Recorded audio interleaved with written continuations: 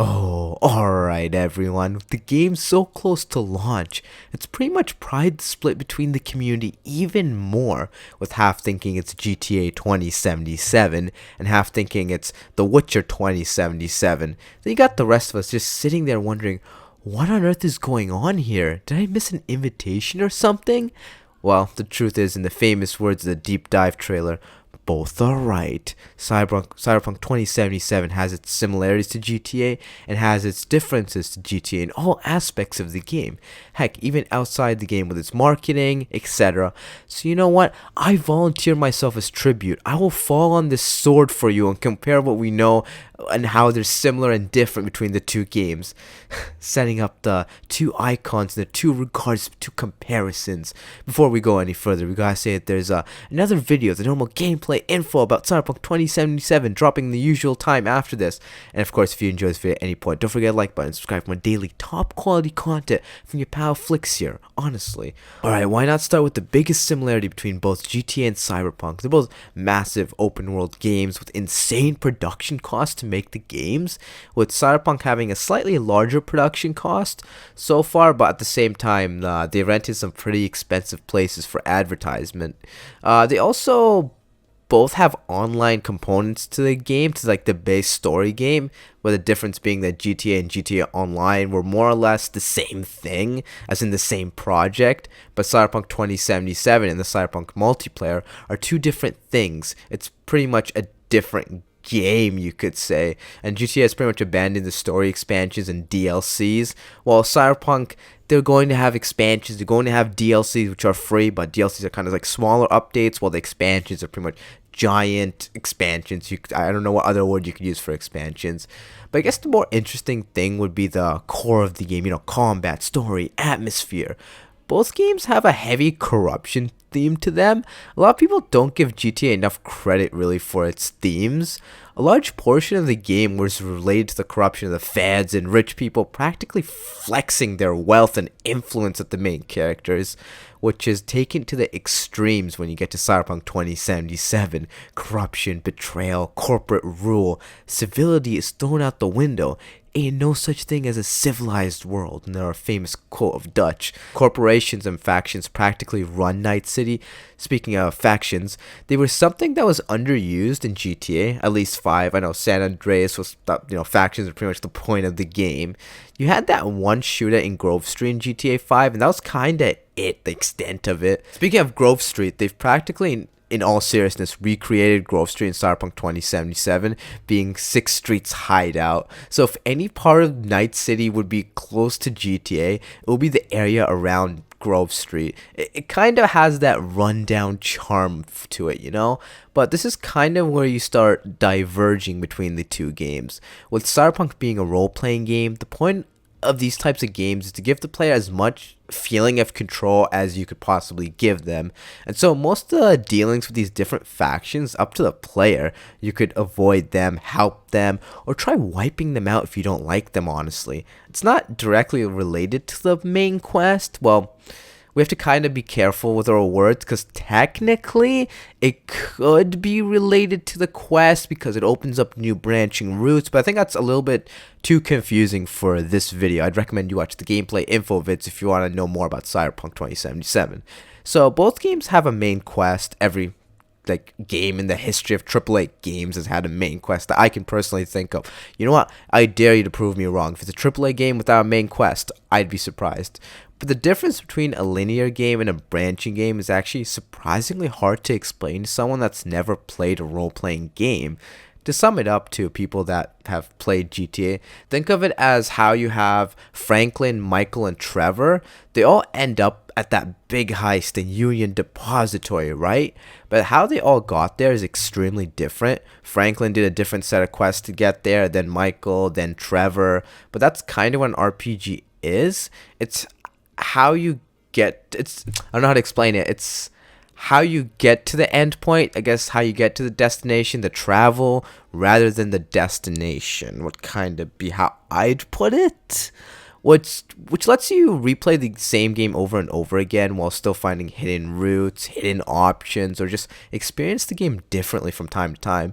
No two people would have a fully identical playthrough of Cyberpunk 2077 pretty much, which also speaks to pacing of the game, which is going to be the biggest deal breaker for some actually. Cyberpunk 2077, like most RPGs, are more slower paced than GTA's extremely fast narrative with, high action scenes. It's extremely slow because you're not watching a story play out, you're in the story, you could say. So you're in the story, you could say. So if you're talking with a character, you have to choose a response, ask a question, or maybe use a skill check, which, don't worry, we'll get to skills pretty shortly.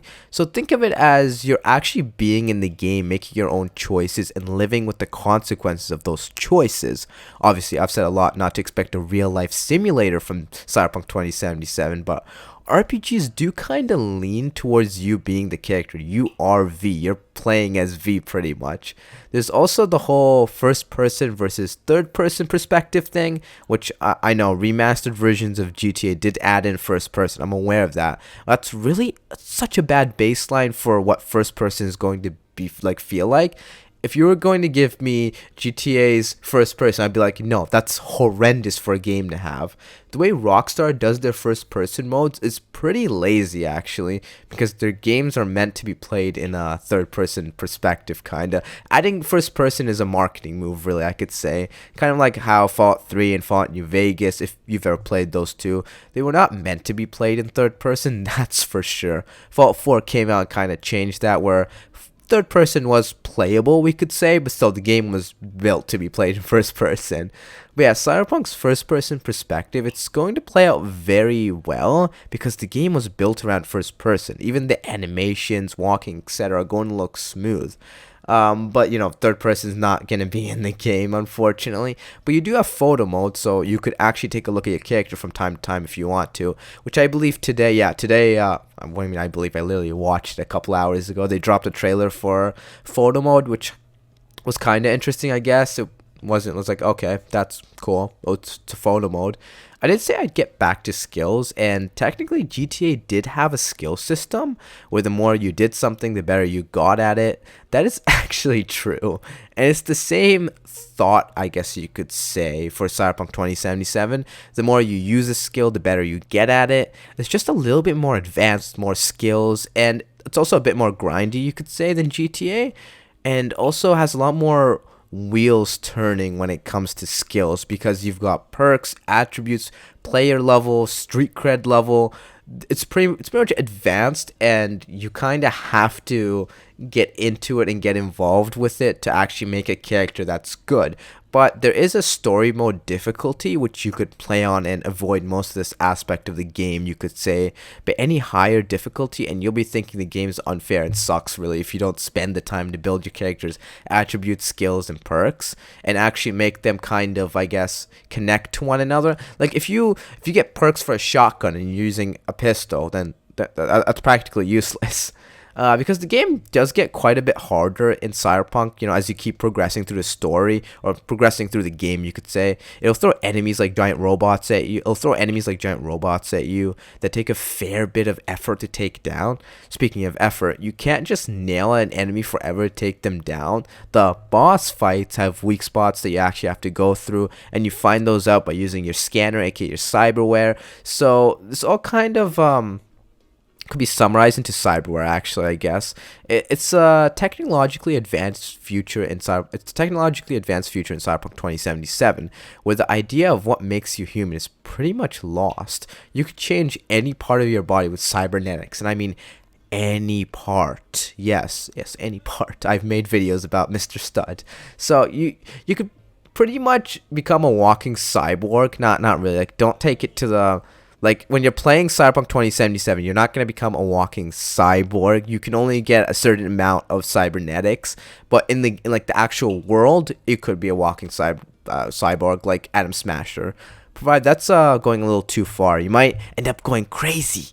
But yeah, enemies can have cyberware, so could you. You can change out your character's legs for cyber legs, which let you double jump or give you more unique abilities, like changing. You can also change your arm, not including the wide range of high-tech weapons, which are designed to pretty much pack a punch. To get around cover, one can shoot through cover, one can bounce rounds off walls, one can aimbot enemies. But when it comes to weapons, both GTA and Cyberpunk do have some customization, except there were no real drawbacks to upgrading your weapons in GTA. There was like a clear best option, right? Also in Red Dead Redemption 2, because I did replay that recently. All it did was make the weapon really better. There was no trade-off between having this type of sight or this type of sight. No, there's a clear good one. And of course, you can just get the upgrade straight from the store. Not so much in Cyberpunk 2077. The different attachments you can put on weapons have their own trade-offs. Maybe one of the sights helps you more in close combat, one helps you more in far-away sniping, and you actually have to craft them pretty much. There's an entire crafting system in the game, which is because you can find multiple versions of the same weapon, collect junk, which you can use in crafting, then go ahead and upgrade it the way you want to use it pretty much. There's also a couple of unique weapons that you can take off characters in the game world, which I think if you want to like put a comparison to it, think of it like GTA's unique cars. There were a couple, unique one of like a tractor of the tractor. I remember I collected the tractor. Or I don't think you could have kept it in your garage. I don't actually remember that much. I haven't played GTA since 2014. Like I played it I played the day of launch and then kept playing for a year. But yeah, that's what you can think of it. Like the unique weapons are kind of like the unique cars, except they're weapons which they'll probably also be unique cars, but don't quote me on that. So yeah, you can take these unique weapons off characters in the game world, which look cool, have their own abilities, and are just unique really. We did go on a bit about differences here, so here's another similarity between the two. They both have this insanely poor style. Not like poor as in bad, but like poor as in lack of wealth style. It's called entrophism in Cyberpunk. And it's called Trevor's Neighborhood in GTA. They actually do have a decent bit of similarities between the two. I consider like the areas of the map in Cyberpunk that are more poor entrophism style, and Trevor's Neighborhood is pretty similar, and also Grove Street and Sixth Street's hideouts is like kind of similar. Both games also really push what they're allowed to do in video games. GTA with its one interrogation scene, we could say, and Cyberpunk with their premium scenes. Some of you thought I wasn't gonna say premium in these videos. Nah. It's getting into every single video. But the whole sexualization is more of a theme in Cyberpunk 2077 than GTA. But I know you could get hookiers in GTA also. You can get like unique dances and the whole club that Trevor lives in. I do know that, okay? But yeah, it's legit everyone in Cyberpunk 2077. I think that's more or less the majority of things, except maybe the map and a bit more about combat. So combat is going to be slower paced. So yeah, combat's going to be a lot more slower paced, which I already mentioned. But enemies will take a lot more shots. You're not going to be like mowing them down. Then when it comes to the map, Cyberpunk's map is actually a fair bit smaller than GTA's, but it's also more densely packed is the words they use, with giant mega buildings. But at the same time, I think those mega buildings are more aimed for specific quests, more like a dungeon fight, you could think of it, because you can't go into the majority of those buildings, even though they advertised it as you can. Because the press said you couldn't. The press that played the game for 60 hours said you couldn't go into the majority of buildings. Why would you want to? But then at the same time, that marketing is kind of said, hey, you could. So it's a he said, she said kind of scenario.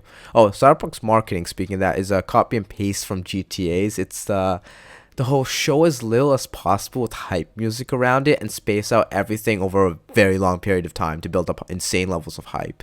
I mean, it worked for GTA, so Cyberpunk's marketing was just like, yep, you know what? We're doing it. And lastly, Rockstar's GTA franchise is very established. There's been over 5 GTA games. Yeah, it's not just GTA 1, 2, 3, 4, and 5. They've actually had games in the middle of those.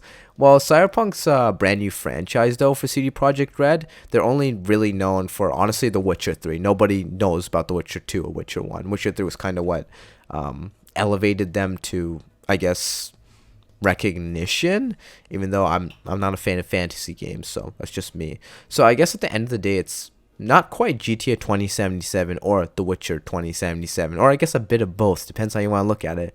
It being a shooter, it automatically applies to a much larger audience than a fantasy game, though.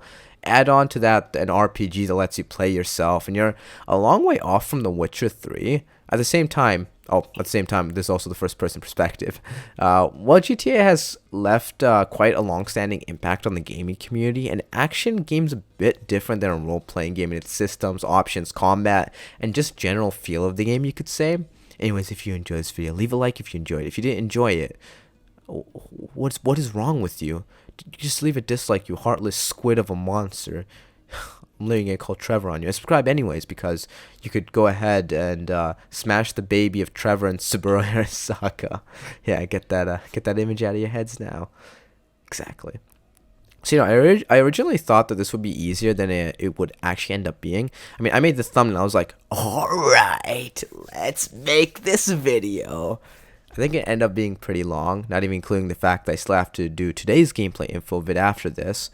And it's actually going to end, this video is going to end up dropping a bit later than I wanted it to, just because I decided to sleep, then I took a shower, and then I was like, alright. Then I started working on this. I was pretty lazy, I'll straight up admit it. So yeah, it's going to be a bit of a pain editing, like the customization video today. Oh, I just spoiled it. It's customization video today. Yeah. Because I can just throw on trailers for. Actually, I don't have the GTA trailers. I gotta get those GTA trailers and throw them on. Anyways, let's guess. I'm gonna guess we spoke for like 20 minutes. It was actually only 17 minutes. I am surprised by myself. You know what? It looks like it was a lot longer than 17 minutes, but it ended up being only 17. Oh, it's probably because the intro was like so short today.